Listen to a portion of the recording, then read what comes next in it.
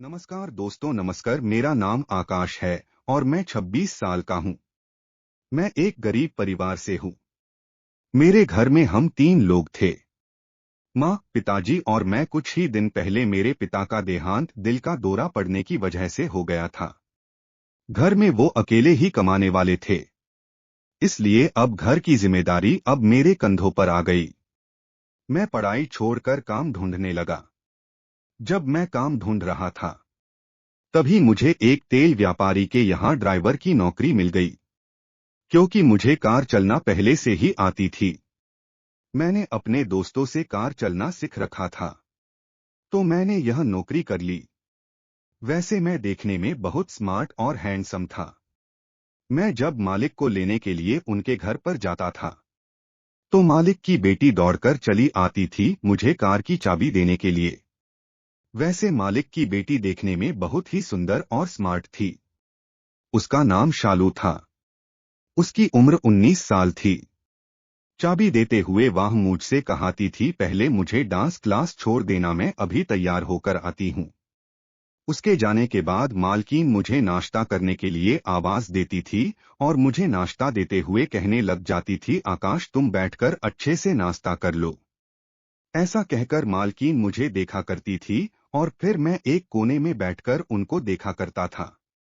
तभी मुझे ऐसा लगता था कि मालकिन भी कितनी खूबसूरत हैं। तभी मालिक की बेटी आते ही मुझसे कहने लग जाती, चलो भैया पहले मुझे डांस क्लास छोड़ दो। जब मालिक की बेटी को उन कपड़ों में देखा करता था तो मेरा मन बहुत दुखी होता था। पर मुझे क्या मालूम था कि माँ और बेटी को एक साथ समझाने का वह मौका मुझे जल्द ही मिलने वाला था। तभी मैं मालिक की बेटी को क्लास छोड़ने के लिए निकल गया।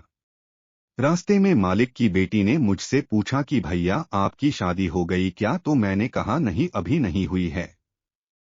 फिर उन्होंने कहा कि आपको किस तरह की लड़की पसंद है, मतलब तुम्हें गांव की पसंद है या शहर की? तभी मैंने कहा, मैडम जी यह तो किस्मत पर निर्भर करता है।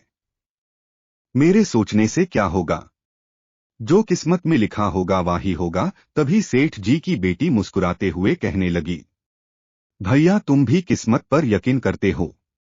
वैसे ये मेरी बात का जवाब नहीं हुआ। मैंने तुमसे क्या पूछा और तुम क्या जवाब दे रहे हो? मैंने पूछा कि तुम्हें किस टाइप की लड़की पसंद है, गांव की या शहर की? तभी मैंने कहा, मैडम जी मैं तो गांव से ही बिलोंग करता हूं, तो मुझे गांव की ही पसंद होगी। मैडम जी ने कहा, ओ तो यह बात है, तो ठीक है, wish you all the best Aakash. और थोड़ी ही देर में मैडम जी की डांस क्लास आ गई। मैंने फिर मैडम जी को उनके डांस क्लास छोड़ दिया और वापस से मालिक के घर पर चला आया। तभी मालिक की पत्नी ने मुझे अंदर बुलाया और कहा, आकाश मेरा एक काम था तुम्हारे साथ और वो काम तुम्हें रात के समय ही करना होगा। तभी मैंने कहा, ऐसा कौन सा काम है? मैडम जी की वो काम रात के समय ही करना होगा। मालकिन ने कहा, मैं तुम्हें वो सब बाद में बताऊंगी, और हाँ यह मालिक को मत बताना, ठीक है? अभी तुम जाओ, मालिक तैयार होकर नीचे आ रहे हैं। तभी मैं कार के पास गया और मालिक का इंतजार करने लगा। तभी मालिक नीचे आए तो मैं उनके पास गया और उनके पास से बैग लेकर कार में रख दिया। तभी मालिक ने कार में बैठते हुए कहा, आकाश रेलवे स्टेशन चलो। तभी मैंने कहा, साहब आज रेलवे स्टेशन पर क्यों, कहीं बाहर जा रहे हैं? तभी मालिक ने कहा, हाँ मुझे मेरे भाई के यहाँ जाना है। मालिक ने ऐसा कहा तो मैंने झट से गाड़ी स्टार्ट की और रेलवे स्टेशन की ओर जाने लगा। और फिर थोड़ी देर बाद मैंने मालिक को रेलवे स्टेशन छोड़ दिया।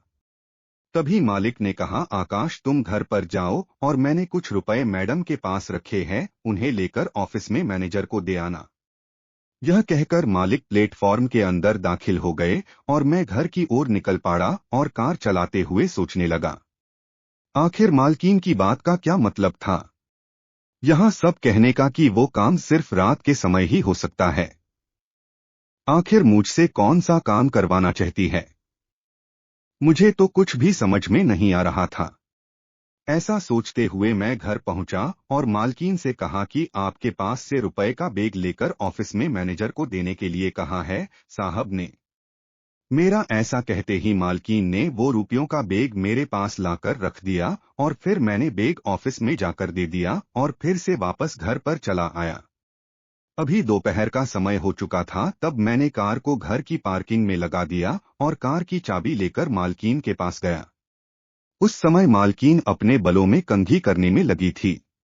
जब मैंने मलकीन के खुले बाल देखे तो मेरा दिल उनके साथ वो करने का होने लगा। फिर मैंने अपने आप को संभाल लिया और मैंने मुद्दे की बात कह दी।